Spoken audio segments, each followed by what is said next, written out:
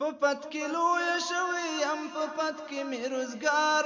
افغان مسلمان یم ټکری مې افتخار افغان مسلمان یم ټکری مې افتخار په پد کې لوی شوی یم په پد کې مې روزګار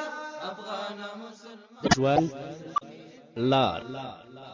زمنګ د نن ورځې د خپرونې موضوع بیا هم د نړۍ نیکمرغه ښځه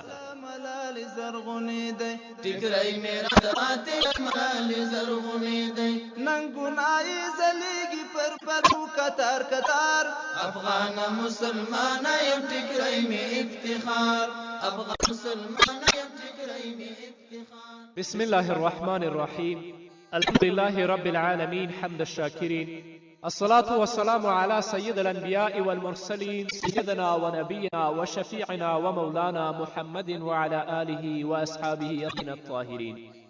قدرمن اوریدونکو د ژوند د لارې د خپرونې مینوالو السلام علیکم ورحمت الله وبرکاته ستاسو روغتیا او خوشحالي د پاک رب نه غواړم په دې هیله چې د صحت او عافیت جامې پر تن ولرئ او خوشحالي مو په برخه وي دا دی زه محمد یاسین فهیم د ژوند د لارې د خپرونې په وړاندې کولو کې ستاسو په خدمت کې یم زمنګ د نن ورځې د خپرونې موضوع بیا هم د نړۍ نیکمرغه ښځه زمنګ مسلمانه خور هله د نړۍ نیکمرغه ښځه ګرځي چې د غفلت څادر د خپل ځان نه وغورځوي د الله په ذکر د الله په طاعت او د الله په یاد باندې ځان مشغوله کړي زه تاسې ته سپارښتنه کوم چې اوزګارې مه کینئ د سستي او لټي څادر له ځانه وغورځوئ بلکې سر له اوسه نه پاڅئ خپل کور را جوړ کړئ خپلې چارې په ښه ډول ترسره کړئ لمونځ او تلاوت وکړئ کم ښه کتاب مطالعه کړئ یا ښې خپرونې او د علماو تقاریر او بیانونه واورئ چې تاسو ته ستاسو په انفرادي ټولنیز او کورنۍ ژوند کې ګټه در رسوي که دا نه وي له خپلې ملګرې او ګاونډۍ سره کښېنئ او د دین په اړه ورسره هغه خبرې وکړئ چې د الله رب العزت د نزدېکت لامل وي نو انشاء الله ځانونه به خوښ او نیکمرغه احساس کړئ او که خدای مکړه خپل ژوند په غفلت کې تیر کړئ د الله د یاد نه د الله رب العزت د کلام د تلاوت نه د لمانځه نه تاسو غافله اوسئ نو تاسو بیا هم کله د نړۍ نیکمرغه ښځې نشئ جوړېدلی همداراز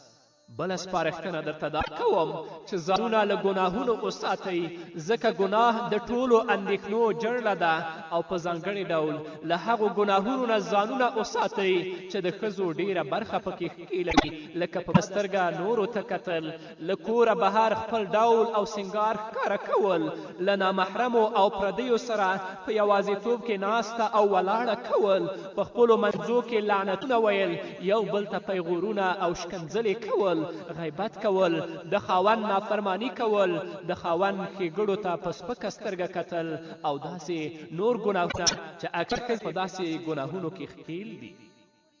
خو ګرانې خورې ته له داسې ګناهونو نه ځان وساته او د الله له غصې نه وډار شه ځکه الله نه ویره به تا د نیکمرغي عمل شي او الله رب العزت به درنه راضي شي اندېښنې پرېږده که اندېښنو ستونزو او مصیبتونو په ګرداب کې ښکېل شي نو په لوړ غږ مه ووایه اله الا الله محمد رسول الله صبر وکړه په اندېښنو باندې ځکه الله وایي فصبر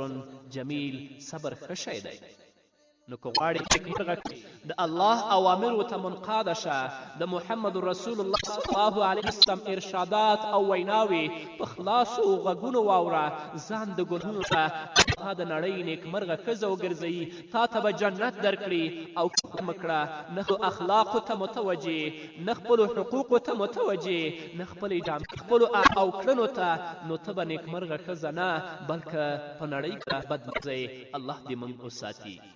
ته په خپل روغتیا باندې هغه په درکړي دي خوشحاله اوسه د الله شکر وباسه دی ته وکړي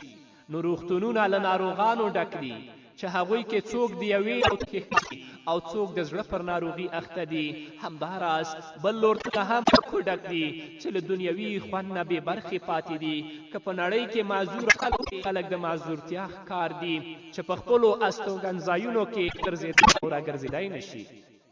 ځکه څوک په پښو شل دي څوک لیوني دي د عقل له نعمت څخه بې برخې دي او په نړۍ فقیران که په تن روغ دي نو په